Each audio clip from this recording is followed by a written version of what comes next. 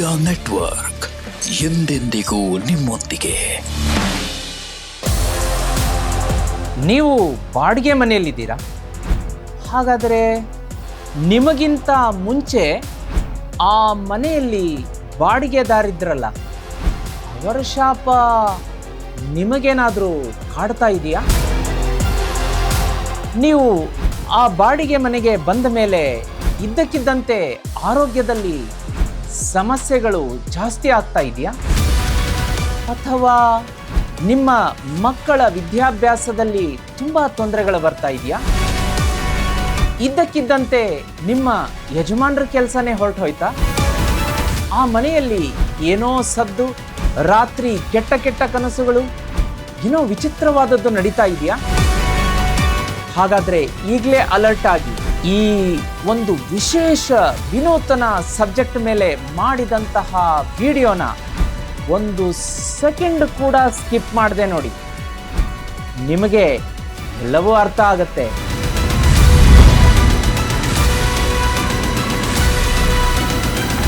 ಓಂ ನಮೋ ಭಗವತೆ ವಾಸುದೇವಾಯ. ಲಕ್ಷ್ಮೀ ಸಮೇತ ಶ್ರೀಮನ್ನಾರಾಯಣರ ದಿವ್ಯಪಾದ ಚರಣಕಮಲಗಳಿಗೆ ಅನಂತ ಕೋಟಿ ವಂದನೆಗಳು. ಸರಳ ವಿರಳ ಮಹಾವಾಸ್ತು, ವಿಶೇಷ, ವಿಭಿನ್ನ, ವಿನೂತನ, ವಿಶಿಷ್ಟ ಈ ಅದ್ಭುತ ಸಂಚಿಕೆಯನ್ನು ನೋಡುತ್ತಿರುವಂತಹ ನಿಮಗೂ ಮತ್ತು ನಿಮ್ಮ ಮನೆಯ ಸಮಸ್ತ ಕುಟುಂಬದ ಸದಸ್ಯರಿಗೂ ಕೂಡ ಸ್ವಾಮಿ ಕೊರಗಜ್ಜನವರ ಕೃಪೆ ಮತ್ತು ಆಶೀರ್ವಾದ ಸದಾ ಇರಲಿ ಅಂತ ಹೇಳ್ತಾ ಇವತ್ತಿನ ಕಾರ್ಯಕ್ರಮ ಆರಂಭ ಮಾಡ್ತಾ ಇದ್ದೀನಿ. ವೀಕ್ಷಕರೇ, ನೀವೇನಾದರೂ ಮೊಟ್ಟ ಮೊದಲನೆಯ ಬಾರಿಗೆ ಜೀತ್ ಮೀಡಿಯಾ ನೆಟ್ವರ್ಕ್ ವಾಹಿನಿಯನ್ನು, ಈ ಕಾರ್ಯಕ್ರಮವನ್ನು ಮತ್ತು ನನ್ನ ಹೆಸರು ಸುಧೀಂದ್ರ ದೇಶಪಾಂಡೆ ಗುರೂಜಿ ಅಂತ ನೋಡ್ತಾ ಇದ್ದರೆ ದಯವಿಟ್ಟು ಚಾನಲನ್ನು ಸಬ್ಸ್ಕ್ರೈಬ್ ಮಾಡ್ಕೊಳ್ಳಿ. ವಿಡಿಯೋ ಕೆಳಗಡೆ ಬೆಲ್ ಐಕಾನ್ ಇರುತ್ತೆ, ಅದನ್ನು ಒತ್ತಿ ಅದರ ಮೇಲ್ಗಡೆ ನಿಮಗೆ ಆಲ್ ನೋಟಿಫಿಕೇಷನ್ ಅನ್ನೋದು ಸಿಗುತ್ತೆ, ಅದನ್ನು ಮರೀದೆ ಒತ್ತಬೇಕು. ಅಂದಾಗ ನಾವು ಈ ರೀತಿಯ ವಿಭಿನ್ನ ವಿನೂತನ ವಿಡಿಯೋ ಅಪ್ಲೋಡ್ ಮಾಡಿದಾಗ ನೋಟಿಫಿಕೇಷನ್ ನಿಮಗೆ ಫಸ್ಟಿಗೆ ಸಿಗುತ್ತೆ. ಅದೇ ರೀತಿ ವೀಕ್ಷಕರೇ, ಈ ವಿಡಿಯೋ ಕೆಳಗಡೆ ಒಂದು ಕಮೆಂಟ್ ಬಾಕ್ಸ್ ಇರುತ್ತೆ, ಅದರಲ್ಲಿ ಅಮ್ಮ ಮಹಾಲಕ್ಷ್ಮಿ ಶ್ರೀಮನ್ನಾರಾಯಣರ ಸಮೇತ ಸ್ಥಿರವಾಗಿ ಬಂದು ಮನೆಯಲ್ಲಿ ನೆಲೆಸಮ್ಮ ಅಂತ ಕಮೆಂಟ್ ಮಾಡಿ. ಅಮ್ಮನವರ ನಾಮಸ್ಮರಣೆಯೂ ಆಗುತ್ತೆ. ಅದರ ಜೊತೆಗೆ ವೀಕ್ಷಕರೇ, ಈ ವಿಡಿಯೋ ಕೆಳಗಡೆ ಒಂದು for the first time YouTube ಸಂಸ್ಥೆಯವರು ಜಾಯಿನ್ ಎನ್ನುವ ಬಟನನ್ನು ಇಂಟ್ರೊಡ್ಯೂಸ್ ಮಾಡಿದ್ದಾರೆ. ಕಾಣಿಸ್ತಾ ಇದೆ ಅಲ್ವಾ? ಹಾಂ, ಅದನ್ನು ಒತ್ತಿದರೆ ನೀವು ಚಾನಲ್ಗೆ ಮೆಂಬರ್ ಆಗ್ತೀರಾ. ಮೆಂಬರ್ ಆದ ತಕ್ಷಣ ಮೆಂಬರ್ಗಳಿಗೆ ಇರುವಂಥ ವಿಶೇಷ ಆಧ್ಯಾತ್ಮ, ಜ್ಯೋತಿಷ್ಯ, ಸರಳ ವಿರಳ ಮಹಾವಾಸ್ತು, ವಾರ ಭವಿಷ್ಯ, ವರ್ಷ ಭವಿಷ್ಯ, ಇಂಥ ಡಿಫ್ರೆಂಟ್ ಕಂಟೆಂಟನ್ನು ಮೆಂಬರ್ಗಳಿಗೆ ಮಾತ್ರ ಸ್ಕೆಡ್ಯೂಲ್ ಮಾಡಿರ್ತಾರೆ. ಅದನ್ನು ನೀವು ಎಂಜಾಯ್ ಮಾಡಬೇಕು ಅಂದರೆ ಜಾಯಿನ್ ಬಟನನ್ನು ಒತ್ತಿ. ತುಂಬ ಇಂಟ್ರೆಸ್ಟಿಂಗ್ ಆದಂಥ ಫೀಚರ್, ನನಗಂತೂ ಬಹಳ ಇಷ್ಟ. ಒಮ್ಮೆ ಟ್ರೈ ಮಾಡಿ ನೋಡಿ. ಬನ್ನಿ ವೀಕ್ಷಕರೇ, ತಡ ಮಾಡದೆ ಇವತ್ತಿನ ಸಂಚಿಕೆ ಆರಂಭ ಮಾಡೋಣ. ನೋಡಿ, ನೀವು ಬಾಡಿಗೆ ಮನೆಗೆ ಬಂದಾಗ ಆ ಮನೆಯ ಗೋಡೆಗಳು ಖಾಲಿ ಇವೆ ಅಂತ ಅನ್ಕೋಬೇಡಿ. ಅದರ ಅರ್ಥ ಏನಪ್ಪ ಅಂತಂದರೆ, ಈ ಹಿಂದೆ ಆ ಮನೆಯಲ್ಲಿ ಬಾಡಿಗೆದಾರರು ವಾಸ ಇದ್ರಲ್ಲ, ಅವರ ಕಷ್ಟ, ಅವರ ಕಣ್ಣೀರು, ಅವರ ಸಂಕಟ, ಅವರ ನೋವು ಎಲ್ಲವನ್ನ ಆ ಗೋಡೆಗಳು ಹೀರಿ ಹಿಡಿದಿಟ್ಕೊಂಡಿರುತ್ತೆ. ಇದನ್ನು ವೈಜ್ಞಾನಿಕವಾಗಿಯೂ ಜ್ಯೋತಿಷ್ಯ ವಾಸ್ತುಶಾಸ್ತ್ರದ ಆ್ಯಂಗಲ್ನಲ್ಲಿಯೂ ಕೂಡ ನಾನು ಎಳೆಯಾಗಿ ನಿಮ್ಮ ಮುಂದೆ ಬಿಚ್ಚಿಡ್ತಾ ಹೋಗ್ತೀನಿ. ನೀವು ಶಾಕ್ ಆಗ್ತೀರಾ. ಹಾಗಾಗಿ ಸ್ಕಿಪ್ ಮಾಡದೆ ನನ್ನ ಜೊತೆಗೆ ಕನೆಕ್ಟ್ ಆಗಿರಿ. For the first time YouTube ಇತಿಹಾಸದಲ್ಲಿ ಯಾರೂ ಕೂಡ ಈ ಟಾಪಿಕ್ ಮೇಲೆ ವಿಡಿಯೋ ಮಾಡಿಲ್ಲ. ಅಂತಹ ಅದ್ಭುತ ವಿಡಿಯೋ ಮಾಡಿ ನಿಮ್ಮ ಮುಂದೆ ತಂದಿದ್ದೀನಿ ವೀಕ್ಷಕರೇ. ನೋಡಿ, ಒಂದು ಕೇಸ್ ಸ್ಟಡಿ ಹೇಳ್ತೀನಿ. ನಾನು ಸುಮಾರು 3 ತಿಂಗಳ ಹಿಂದೆ ಬೆಂಗಳೂರಿಗೆ ಬಂದಾಗ ಕೋರಮಂಗಲಕ್ಕೆ ನಾನು ವಾಸ್ತುಗೆ ಹೋಗಿದ್ದೆ. ಅಲ್ಲಿ ಒಂದು ಕುಟುಂಬ ನನ್ನನ್ನು ವಾಸ್ತು ನೋಡೋದಕ್ಕೆ ಅಂತ ಕರೆಸಿದ್ರು. ಆ ಮನೆಗೆ ಬಂದ ತಕ್ಷಣ ಆ ಯಜಮಾನರಿಗೆ ಕೆಲಸ ಹೋಯ್ತಂತೆ. ಅವರ ವೈಫಿಗೆ, ಹೆಂಡತಿಗೆ ಮೈಕೈ ನೋವು, ಮೊಣಕಾಲು ನೋವು, ಮಂಡಿ ನೋವು, ಆಮೇಲೆ ತಲೆನೋವು ನಿಲ್ತಾ ಇರಲಿಲ್ಲ ಅವರಿಗೆ, ಪಾಪ ಹೆಣ್ಮಗಳಿಗೆ. ಇನ್ನು ಅವರ ಮಗು, ಚಿಕ್ಕ ಮಗು, ಅದು ಪಾಪ 1-1.5 ವರ್ಷದ ಮಗು. ರಾತ್ರಿ ಹಗಲೆಲ್ಲ ಚೆನ್ನಾಗಿರೋದು, ರಾತ್ರಿ ಎದ್ದು ಅಳೋದು, ಬೆಚ್ಚಿ ಬೀಳೋದು. ಅವರು ಎಲ್ಲ ಕಡೆ ಹೋದ್ರಂತೆ, ಅಲ್ಲಿ ಇಲ್ಲಿ ಎಲ್ಲ ಕಡೆ ಸುತ್ತಾಟ ಮಾಡಿದ್ರು, ಏನೂ ವರ್ಕೌಟ್ ಆಗಲಿಲ್ಲ. ಕೊನೆಗೆ ನನ್ನನ್ನು ಸಂಪರ್ಕ ಮಾಡಿ ವಾಸ್ತುಕ್ಕೆ ಕರೆಸ್ಕೊಂಡ್ರು. ಆಗ ನನಗೆ ಗೊತ್ತಾಯಿತು, ಸ್ಪಷ್ಟವಾಗಿ ಹೇಳಿದೆ, ನೋಡಿ, ನೀವು ಬರೋಕ್ಕಿಂತ ಮುಂಚೆ ನೀವೇನು ಈ ಮನೆಯಲ್ಲಿದ್ರಿ, ಯಾಕೆಂದರೆ ಅಲ್ಲಿ ನಿಂತಾಗ ನನಗೆ ವೈಬ್ರೇಷನ್ ಗೊತ್ತಾಗತ್ತೆ. ಆ ಮನೆ ಏನಿದೆಯಲ್ಲ, ನೀವು ಬರೋಕ್ಕಿಂತ ಮುಂಚೆ ಇದ್ದಂಥ ಬಾಡಿಗೆದಾರರಿಗೂ ಮತ್ತು ಆ ಮನೆ ಯಜಮಾನರಿಗೂ ಅಂದರೆ ಮಾಲೀಕರಿಗೂ ಜಗಳ ಆಗಿದೆ. ಹಿಂದೆ ಇದ್ದವರು ಅಲ್ಲಿ ಶಾಪವನ್ನು ಹಾಕಿ ಹೋಗಿದ್ದಾರೆ. ಈ ಮನೆಗೆ ಯಾರು ಬಂದರೂ ಉದ್ಧಾರ ಆಗಬಾರ್ದು, ಕಣ್ಣೀರಲ್ಲೇ ಕೈ ತೊಳಿಬೇಕು, ಈ ಥರ ಶಾಪ ಹಾಕ್ಬಿಟ್ಟು ಹೋಗಿದ್ದಾರೆ ಅಂತ ನಾನು ಅವ್ರಿಗೆ ವಿವರಿಸಿ ಹೇಳಿದೆ. ಆಮೇಲೆ ಅವರು ಇಮ್ಮಿಡಿಯೇಟ್ಲಿ ಆ ವಸ್ತುಗೆ ಹೋದಾಗ ಅವರು ಓನರಿಗೆ ಫೋನ್ ಮಾಡಿ, ಸರಿ ಈ ಹಿಂದೆ ಇದ್ದಾಗ ಮನೆಯವರು ಏನಾದರೂ ಅವರು ಕ್ರಾಸ್ ವೆರಿಫಿಕೇಷನ್ ಮಾಡಿಕೊಂಡ್ರು. ಮಾಡಿ ಅಂತ ಹೇಳಿದೆ ನಾನು ಆನ್ ದಿ ಸ್ಪಾಟ್, ಧೈರ್ಯವಾಗಿ ಮಾಡಿ ಅಂತ. ಏನಾದರೂ ಜಗಳ ಆಗಿತ್ತಾ ಸರ್? ಹೌದ್ರಿ, ನಮಗೂ ಅವ್ರಿಗೂ ಸ್ವಲ್ಪ ಜಗಳ ಆಗಿತ್ತು, ಮಾತಿಗೆ ಬಿರುಸು ಬಂದು ಅದೇನೋ ಅದು ಇದು ಅಂತ ಎಲ್ಲ ಕೆಟ್ಟದಾಗಿ ಮಾತಾಡಿ ಹೋದರು ಅಂತ ಹೇಳಿದರು. ಅವರು ವಿವರವಾಗಿ ಬಾಯಿ ಬಿಟ್ಟೆ ಹೇಳಿಬಿಟ್ರು, ಈ ಥರ ಆಗಿತ್ತು, ಅವರು ಶಾಪ ಹಾಕೋದ್ರು, ಹಾಗೆ ಹಿಂಗೆ ಅಂತ ಹೇಳಿ. ಹೀಗೆಲ್ಲ ಘಟನೆಗಳಾಗಿತ್ತು. ಬಟ್ ನೀವು ಸಾಫ್ಟ್ವೇರ್ ಇಂಜಿನಿಯರ್ ಇದ್ದೀರಿ, ನೀವೆಲ್ಲ ನಂಬಲ್ಲ ಅಂಥೇಳಿ ನಾವು ಆ ಧೈರ್ಯದ ಮೇಲೆ ಕೊಟ್ವಿ ಅಂಥೇಳಿ ಅವರು ಓಪನ್ ಆಗಿ ಹೇಳಿಬಿಟ್ರು. ಅದೇ ಕಾಲಲ್ಲಿ ಸ್ಪೀಕರಲ್ಲಿ ಹಾಕಿದ್ರು, ನಾನು ಕೇಳಿಸ್ಕೊಂಡೆ. ನೋಡಿ, ಇವರು ಶಾಕ್ ಆದರು, ಗುರುಗಳೇ ನಿಮಗೆಲ್ಲ ಹೇಗೆ ಗೊತ್ತಾಯ್ತಿದು ಅಂತ.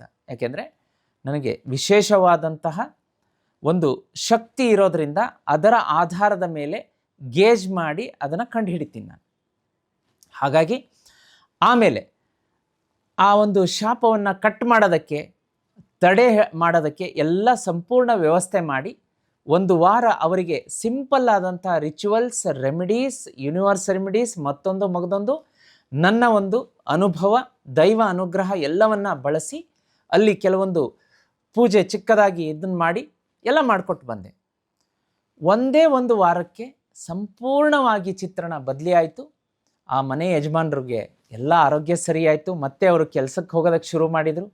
ಆ ಮನೆಯ ಹೆಣ್ಮಗಳೇನಿದ್ರು ಅವ್ರಿಗೆ ಮಂಡಿ ಮೊಣಕಾಲು ನೋವು, ತಲೆನೋವು ಎಲ್ಲ ವಾಸಿ ಆಯಿತು. ಮಗು ಕೂಡ ಆರಾಮಾಗಿ ನೆಮ್ಮದಿಯಿಂದ ನಿದ್ರೆ ಮಾಡೋದಕ್ಕೆ ಶುರು ಮಾಡ್ತು. ನೋಡಿ ಹೆಂಗಿರುತ್ತೆ. ಹೊಸದಾಗಿ ಬಾಡಿಗೆ ಬಂದವ್ರಿಗೆ ಅವ್ರೇನು ಗೊತ್ತು, ಹಳಬರು ಇದ್ದವರು ಜಗಳ ಮಾಡಿ ಓನರ್ ಜೊತೆಗೆ ಈ ಮನೆಗೆ ಬಂದವರು ಯಾರು ಉದ್ಧಾರ ಆಗಬಾರ್ದು ಅಂತೇಳಿ ಶಾಪ ಹಾಕಿ ಹೋಗಿದ್ದಾರೆ ಅಂತ ಅವ್ರಿಗೇನು ಗೊತ್ತು ಪಾಪ. ಅದನ್ನೆಲ್ಲ ವಿವರಿಸಿ ಹೇಳಿ ಬಂದೆ. ಅವರ ಶಾಪ ಅವ್ರು ಹಾಕಿ ಹೋಗ್ಬಿಟ್ಟಿದ್ದಾರೆ. ಅದೆಲ್ಲ ಗೋಡೆ ಹಿಡಿದು ಇಟ್ಕೊಂಡಿರುತ್ತೆ. ಯಾಕೆ ಅನ್ನೋದನ್ನು ಮುಂದೆ ವಿವರಿಸಿ ಹೇಳ್ತೀನಿ ನಿಮಗೆ. ನೋಡಿ, ಕೆಲವೊಬ್ರು ಅಂತಾರೆ, ಅದೇನು ಗುರುಗಳೇ ಶಾಪ ಅಂದರೆ ನಿಜ ಆಗತ್ತಾ, ಅದು ನಂಬೋದಂಥದ್ದ, ನಂಬಿಕೆಗೆ ಅದು ಯೋಗ್ಯವಾ ಅಂಥೇಳಿ. ಖಂಡಿತವಾಗಿಯೂ ಹೌದು. ಯಾಕೆ? ಪುರಾಣ ಪುಣ್ಯಕಥೆಗಳಲ್ಲಿ ದೇವಾನುದೇವತೆಗಳ ಒಂದು ಇದನ್ನು ಎಲ್ಲ ನೋಡ್ತೀರಲ್ಲ ನೀವು. ಶಾಪಕ್ಕೆ ಒಂದು ಮನುಷ್ಯರೇ ಕಲ್ಲಾಗಿ ಹೋಗ್ತಾರಂತೆ. ಎಷ್ಟೊಂದು ಉದಾಹರಣೆಗಳಿದೆ. ಶಾಪದ ಬಗ್ಗೆ ಬೇಕಾದ್ರೆ ನಾನು ಮುಂದೆ ಸಾಕಷ್ಟು ಪಾಡ್ಕಾಸ್ಟನ್ನು ಮಾಡ್ತೀನಿ. ನೋಡಿ, ವಿಜ್ಞಾನ ಏನು ಹೇಳುತ್ತೆ ಅಂತಂದರೆ, ಪ್ರತಿ ವಸ್ತು, ಗೋಡೆ, ನೆಲ ಅಲ್ಲಿ ನಡೆದಂತಹ ಎಲೆಕ್ಟ್ರೋಮ್ಯಾಗ್ನೆಟಿಕ್ ಇಂಪ್ರಿಂಟನ್ನು ಸಂಗ್ರಹಿಸಿಕೊಳ್ಳುತ್ತೆ ಅಂತ ಹೇಳುತ್ತೆ. ಸೈನ್ಸ್ ಕೂಡ ಇದನ್ನು ಒಪ್ಕೊಂಡಿದೆ. ಇದಕ್ಕೆ ರೆಸಿಡ್ಯುಯಲ್ ಎನರ್ಜಿ ಅಂತ ಹೇಳ್ತಾರೆ. ಕ್ರೈಮ್ ನಡೆದ ಸ್ಥಳದಲ್ಲಿ ವರ್ಷಗಳ ನಂತರವೂ ಕೂಡ ಅದರ ಕಂಪನ ಇರುತ್ತೆ ಅಂತ ಹೇಳ್ತಾರೆ. ವಾಟರ್ ಮೆಮರಿ ನೋಡಿ, 2ನೇ ಒಂದು ಪ್ರೂಫ್ ಕೊಡ್ತೀನಿ ನಿಮಗೆ. ಡಾಕ್ಟರ್ ಮಸಾರು ಎಮೋಟೋ ಅನ್ನುವಂತಹ ಜಪನೀಸ್ ವಿಜ್ಞಾನಿಯೊಬ್ಬರು ಸಾಬೀತು ಮಾಡಿದ್ದಾರೆ. ಏನಂತಂದರೆ, ಈಗ ನೀರನ್ನು ತಗೊಂಡು ಅದಕ್ಕೆ ಬೈದರೆ ಅದರ ಸ್ಟ್ರಕ್ಚರ್ ವಿರೂಪ ಆಗುತ್ತಂತೆ. ಇನ್ನು ನೀರನ್ನು ಹೊಗಳಿ ಅದನ್ನು ಸಂತೃಪ್ತಿ ಪಡೋ ಥರ ಮಾತಾಡಿಸಿದ್ರೆ, ಅದನ್ನು ನೀರಿಗೆ ಒಳ್ಳೆಯ ಮಾತನ್ನು ಹೇಳಿದರೆ ಅದರ ಸ್ಟ್ರಕ್ಚರ್ ಸುಂದರ ಆಗುತ್ತಂತೆ. ಇನ್ನು ಮೇಲೆ ನಮ್ಮ ದೇಹ 70% ನೀರಿನಿಂದ ಆಗಿರೋದಲ್ವೇ? ಅಂದಾಗ ಆ ಶಾಪ ತಟ್ಟದೇ ಇರುತ್ತಾ?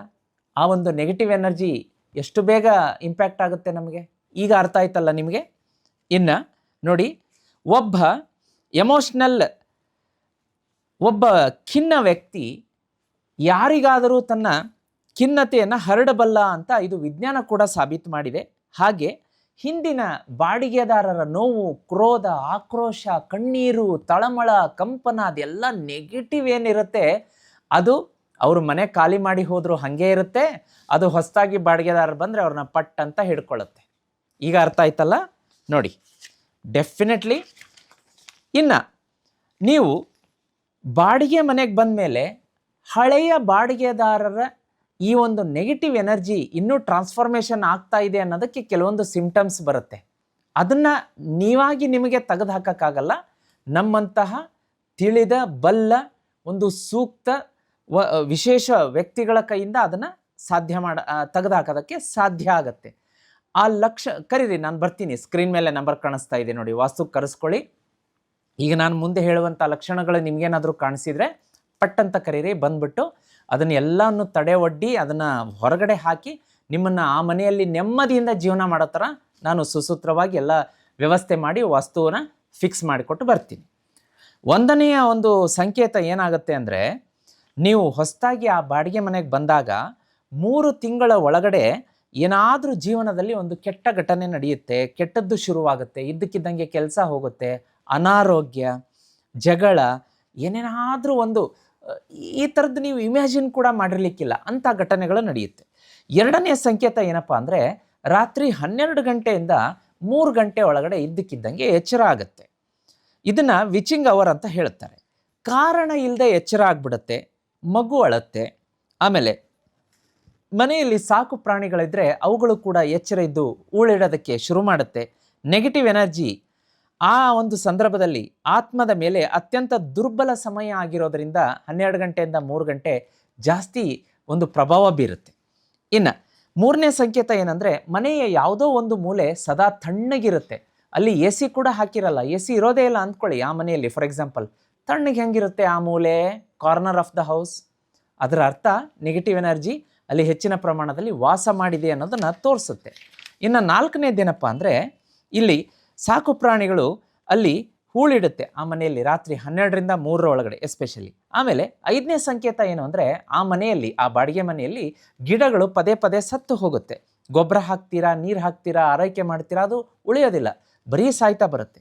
ಇನ್ನು 6ನೇದೇನಪ್ಪ ಅಂದರೆ, ನೀವು ಮನೆ ತುಂಬ ನೀಟಾಗಿ ಇಟ್ಕೊಂಡ್ರೂ ಕೂಡ ಕಸ ಸಂಗ್ರಹಣೆ ಆಗ್ತಾ ಇರುತ್ತೆ. ಇದೇನಪ್ಪ ನಾನು ಕಸ ಗುಡಿಸಿದ್ದೀನಿ, ಮತ್ತೆ ಕಸ ಬಂತಲ್ಲ, ಈ ಹೇರ್ಸ್ ಎಲ್ಲಿಂದ ಬಂತು, ಕೂದಲು, ಈ ಮಣ್ಣು ಎಲ್ಲಿಂದ ಬಂತು, ಈ ಧೂಳು ಎಲ್ಲಿಂದ ಬಂತು, ಬರೀ ಪದೇ ಪದೇ ಕ್ಲೀನ್ ಮಾಡೋದೇ ಆಗಿದೆಯಲ್ಲ, ಇಂತಹ ಲಕ್ಷಣಗಳು ಕಾಣಿಸುತ್ತೆ. ಇನ್ನು 7ನೆಯ ಲಕ್ಷಣ ಏನಪ್ಪ ಅಂದರೆ, ಮನೆಯಲ್ಲಿ ಯಾರಿಗಾದರೂ ಒಬ್ಬರಿಗೆ ನಿರಂತರವಾಗಿ ಕಾಯಿಲೆಯ ಒಂದು ಹಾಸ್ಪಿಟ್ಲಿಗೆ ಹೋಗೋದು, ಮೆಡಿಸಿನ್ನು, ಟ್ರೀಟ್ಮೆಂಟು, ಟ್ಯಾಬ್ಲೆಟು ತಪ್ಪೋದಿಲ್ಲ. ಇನ್ನು ಹಣ ಉಳಿಯೋದಿಲ್ಲ. 8ನೇ ಸಂಕೇತ ಏನಂದರೆ, ಹಣ ನಿಮ್ಮ ಕೈಯಲ್ಲಿ ಉಳಿಯೋದೇ ಇಲ್ಲ ಎಷ್ಟೇ ಕಷ್ಟಪಟ್ಟರು.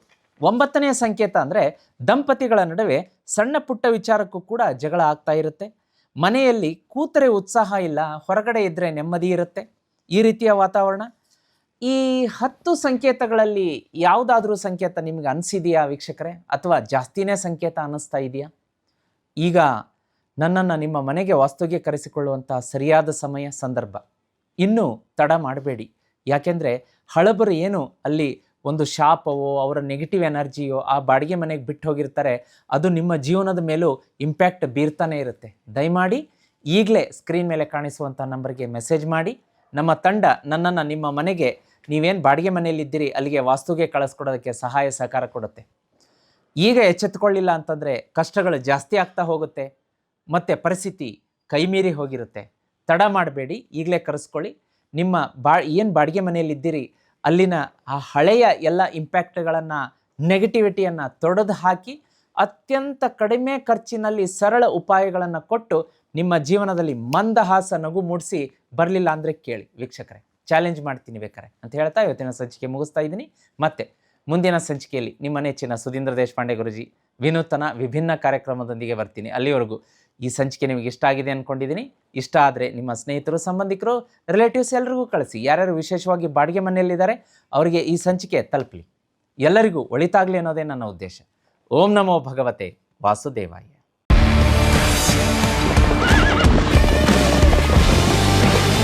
ಗೀತ್ ಮೀಡಿಯಾ ನೆಟ್ವರ್ಕ್ ಎಂದೆಂದಿಗೂ ನಿಮ್ಮೊಂದಿಗೆ.